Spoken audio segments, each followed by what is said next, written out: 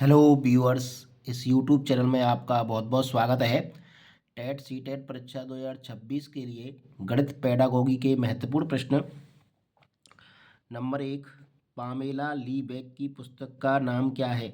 तो पामेला लीबेक की पुस्तक का नाम था हाउ टू टीच मैथमेटिक्स। अब पामेला लीबेक ने कुछ सिद्धांत दिए हैं जिसके आधार पर हम गणित को पढ़ाते हैं। नंबर 1, भौतिक वस्तुओं का अनुभव, एक्सपीरियंस ऑफ सॉलिड और फिजिकल अपीयरेंस। तो यहाँ से हमारे पास ई आता है। नंबर 2, भाषाई अनुभव, लैंग्वेज, एल आता है। नंबर 3, चित्रात्मक अनुभव, उसके बाद चित्र को जानकारी हुई तो पी, पिक्चर्स। 4 नंबर, संकेतात्मक अनुभव, सिंबल्स, एस।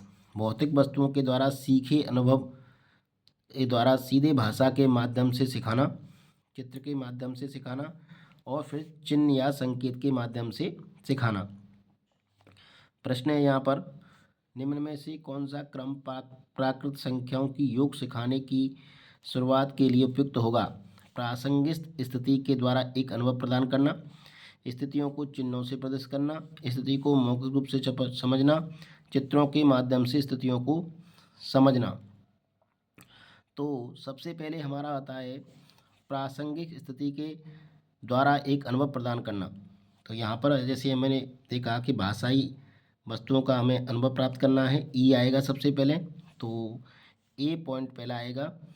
इसके बाद आएगा भाषाई अनुभव। तो यहाँ पर स्थिति को मौखिक रूप से समझना, यानी मौखिक रूप से समझने का मतलब है भाषा को समझना। तो इसमें फिर सी आएगा। और हमारा तीसरा था चित्रात्मक अनुभव। तो यहाँ पर चित्रों के माध्यम से स्थिति को निरूपित करना, ये डी आएगा। तो ए सी डी, इसके बाद आ जाएगा बी। तो सेकंड उत्तर इसका सही है। तो पामेला लीबेक का जो क्रम है ELPS, इसको हमें याद रखना है। इस पर आधारित ये प्रश्न था। प्रश्न नंबर 3, प्रारंभिक कक्षाओं में एक गणितीय अवधारणा के विकास में निम्नलिखित निर्देशों का अनुक्रम किस प्रकार किया जाना चाहिए? चित्र बनाना, प्रतीकात्मक प्रतिनिधित्व का उपयोग करना, अनुभव प्रदान करना, भाषा के माध्यम से समझना। तो सबसे पहले हमें सीखना है कि भाषा के माध्यम से समझना। तो वस्तुओं का अनुभव सबसे पहला है हमारा, वस्तुओं का अनुभव।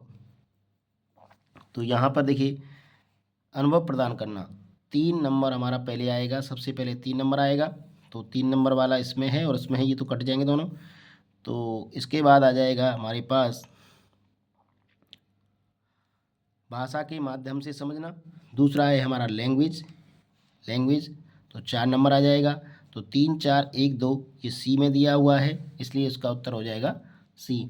तो 3 होगा अनुभव प्रदान करना, 4 भाषा के माध्यम से समझना, 1 चित्र बनाना, प्रतीकात्मक प्रतिनिधित्व का उपयोग करना।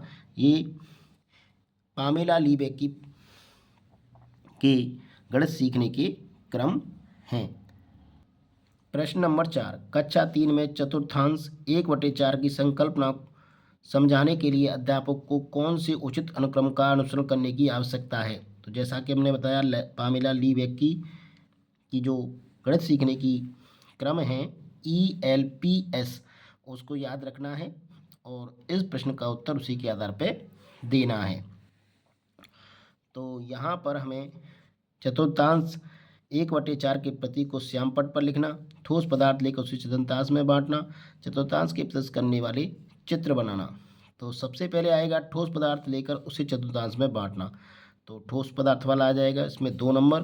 उसके बाद आ जाएगा हमारे पास चतुर्थांश के प्रदर्शित करने वाले चित्र बनाना, चित्र बनाने का लेंगे। और लास्ट में हमारे पास आ जाएगा प्रतीकात्मक अनुभव, यानी चतुर्थांश 1/4 के प्रतीक को श्यामपट्ट पर लिखना। तो बी ऑप्शन इसका सही होगा, 2 3 1। प्रश्न नंबर 5, प्राथमिक कक्षा में ज्यामिति की नियमित आकृतियां पढ़ाने के लिए अध्यापक ने क्रियाकलापों का एक निश्चित क्रम तैयार किया। नंबर 1, छात्र भिन्न आकृतियों के विशिष्ट लक्षणों की खोज करते हैं। छात्र अपने आसपास की 2 आयाम वाली वस्तुओं को चित्रित करते हैं। छात्रों को भिन्न आकृतियों के कटे हुए चित्र कटआउट दिए गए हैं। उन्हें कहा गया कि वे इसके समान की सदस्य वस्तुओं को अपने पास पहचानें। 4 छात्र आकृतियों को एक लक्षण और नामों के अनुसार वर्गीकृत करने में समर्थ हैं। तो पामेला लीबेक के सिद्धांत के अनुसार ELPS का हमें इसमें प्रयोग करना है। तो सबसे पहले हमारे पास क्या आएगा, जो छात्रों को भिन्न आकृतियों के कटे हुए चित्र कटआउट दिए गए हैं, उन्हें कहा गया कि इसकी एक समान वस्तुओं के अपने पास पहचाने। तो पहले आएगा 3 नंबर। उसके बाद आएगा छात्र अपने आसपास की द्वयम वस्तुओं को चित्रित करते हैं, चित्र वाला आ जाएगा। उसके बाद आ जाएगा 1 नंबर, छात्र बिना आकृतियों के विशिष्ट लक्षणों की खोज करते हैं। और फिर आ जाएगा 4 नंबर, छात्र आकृतियों को उनके लक्षणों और नामों के अनुसार वर्गीकृत करने के में समर्थ हैं। तो बी ऑप्शन इसका सही होगा। अब हमारे पास गणित सीखने की थ्योरी है जॉर्ज पोल्या का सिद्धांत, थ्योरी ऑफ जॉर्ज पोल्या। जॉर्ज पोल्या ने गणित सीखने के 4 चरण दिए हैं।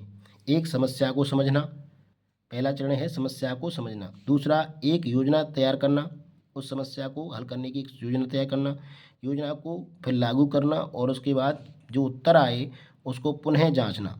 ये 4 चरण हैं, समस्या को समझना, एक योजना तैयार करना, योजना को क्रियान्वित करना और पुनः जांच करना।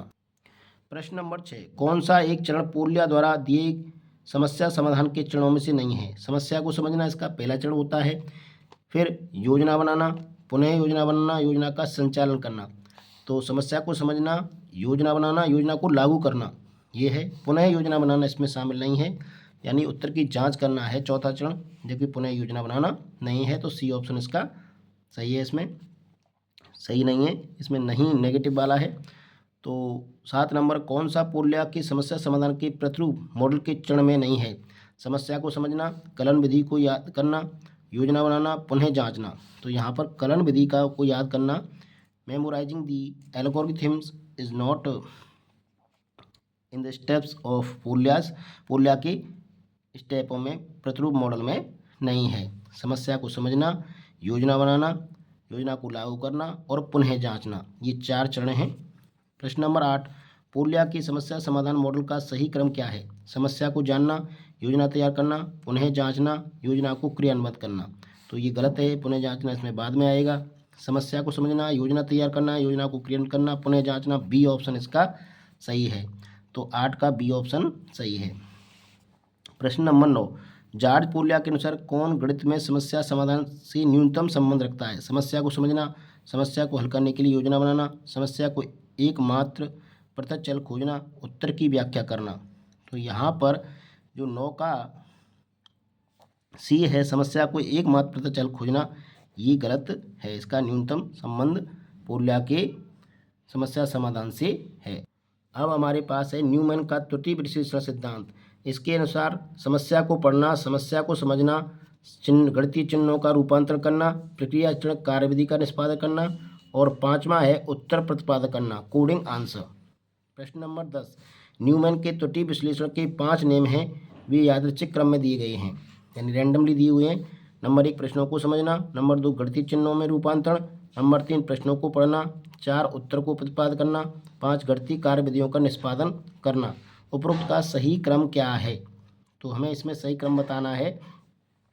तो सबसे पहले होता है प्रश्न को पढ़ना, प्रश्न को पढ़ना या समस्या को पढ़ना, 3 नंबर आएगा। तो 3 नंबर में ये 1 नंबर और 2 नंबर वाले तो कट जाएंगे, ये होगा बी और सी में से कोई हो सकता है। तो प्रश्न को पढ़ना, उसके बाद हमारे पास आ जाएगा प्रश्न को समझना, पहले पढ़ना फिर उसके बाद समझना, तो 1 आएगा।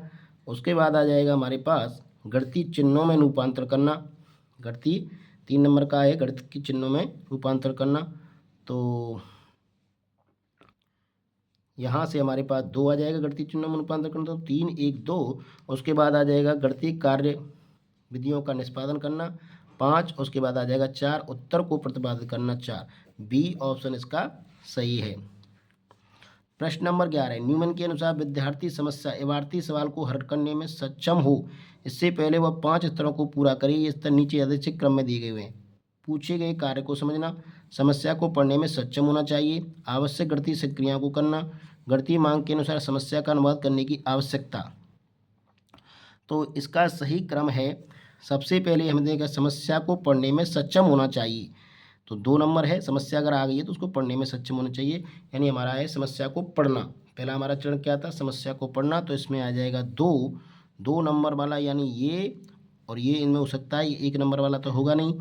इसके बाद हमें देखना है पूछे गए कार्य को समझना, पूछे गए कार्य को समझना। तो 2 के बाद आ जाएगा 1, 2 के बाद 1। अब आएगा हमारे पास गणितीय मांग के अनुसार समस्या का अनुवाद करने की आवश्यकता 4। तो इसमें 2 1 4, फिर आ जाएगा आवश्यक गणितीय संक्रियाओं करना, और 5 नंबर आ जाएगा उत्तर को अर्थपूर्ण रचना में प्रदर्शित करना। डी ऑप्शन इसका सही है। अब हमारे पास है जॉल्टन डीन्स का सिद्धांत। ये गणित में खेल, कहानी और जोड़ तोड़ के माध्यम से सीखने पर जोर देते हैं। ये मानते हैं कि बच्चे कम उम्र में अधिक जटिल गणित सीख सकते हैं। सीखने के 4 प्रमुख सिद्धांत इन्होंने बताए। नंबर 1 गतिक नियम, डायनामिक प्रिंसिपल। नंबर 2 बोधात्मक परिवर्तनशीलता, परसेप्चुअल वेरिएबिलिटी प्रिंसिपल। नंबर 3 गणित परिवर्तनशीलता, मैथमेटिक वेरिएबिलिटी प्रिंसिपल। नंबर 4 रचनात्मक नियम, कंस्ट्रक्टिविटी प्रिंसिपल। गणित सिद्धांत में 1 नंबर में क्या है, सीख गति के नियम। गणित सिद्धांत में बच्चा एक्टिव सक्रिय होकर आपस में अंतःक्रिया करके सीखता है, यानी एक्टिव रहता है और दूसरे बच्चों के साथ आपस में बात करके देखकर सीखता है। प्रश्न नंबर 2, मतलब इसका चरण नंबर 2, बोधात्मक परिवर्तनशीलता। यहाँ बच्चा TLM के माध्यम से सीखता है। Geoboard, abacus, GeoGebra, graph paper आदि से यह सीखता है बोधात्मक परिवर्तनशीलता में। तीसरा स्टेप है गणित परिवर्तनशीलता। यहाँ बच्चा आसपास के पर्यावरण के द्वारा गणित को जोड़कर पढ़ाया जिससे इसे प्रासंगिक बनाया जा सके। 4 नंबर स्टेप है रचनात्मक नियम। यहाँ बच्चा अपनी रचनात्मक के आधार पर और अपने अनुभव के आधार पर सीखता है। प्रश्न नंबर 12 है हमारा, निम्न में से कौन सा डीन्स का नियम नहीं है। रचनात्मकता का नियम, गति का नियम, उत्क्रमणीयता प्रवृत्ति का नियम, गणित परिवर्तनशीलता का नियम। तो सी ऑप्शन इसमें सही है, उत्क्रमणीयता प्रवृत्ति नियम डीन्स का नियम नहीं है। प्रश्न नंबर 13, जॉल्टन डीन्स द्वारा दिया गया गणित अधिगम सिद्धांत का सही क्रम क्या है। रचनात्मक सिद्धांत, नंबर 2 गतिक सिद्धांत, 3 गणितीय प्रवृत्ता सिद्धांत, बोधात्मक प्रवृत्ता का सिद्धांत। तो सबसे पहले इसमें है हमारे पास गतिक सिद्धांत। तो गतिक सिद्धांत 2 नंबर पहले आएगा। उसके बाद है बोधात्मक प्रवृत्ता का सिद्धांत, 2 के बाद 4 आएगा। 2 के बाद 4 कहाँ है, 2 के बाद 4 है हमारा अपने सी में, तो सी ऑप्शन हो जाएगा सही। 2 4, फिर आ जाएगा 3 जिसमें गणित परिवर्तनता सिद्धांत है, फिर आ जाएगा 1 रचनात्मकता का सिद्धांत। प्रश्न नंबर 14, स्थानीय मान की संकल्पना के शिक्षण के लिए अध्यापक कक्षा में भिन्न भिन्न प्रकार की सामग्री लाता है, जैसे गिनतारा, डीन्स ब्लॉक, 1 रुपये, 10 रुपये, 100 रुपये की नकली मुद्रा नोट। उपरोक्त स्थिति में अध्यापक डीन सिद्धांत के कौन से नियम का आश्रय ले रहा है। गतिक नियम, गति परिवर्तनशीलता का नियम, बोधात्मक परिवर्तनशीलता का नियम, रचनात्मकता का नियम। तो यहाँ पर TLM शिक्षक जो है क्या लाया है, TLM लाया है विभिन्न प्रकार की। तो TLM से बच्चा सीखेगा। देखिए हमारा मैंने बताया था बच्चा बोधात्मक परिवर्तनशीलता में TLM के माध्यम से सीखता है। तो यहाँ पर आ जाएगा सी ऑप्शन, बोधात्मक परिवर्तनशीलता नियम, परसेप्चुअल वेरिएबिलिटी प्रिंसिपल।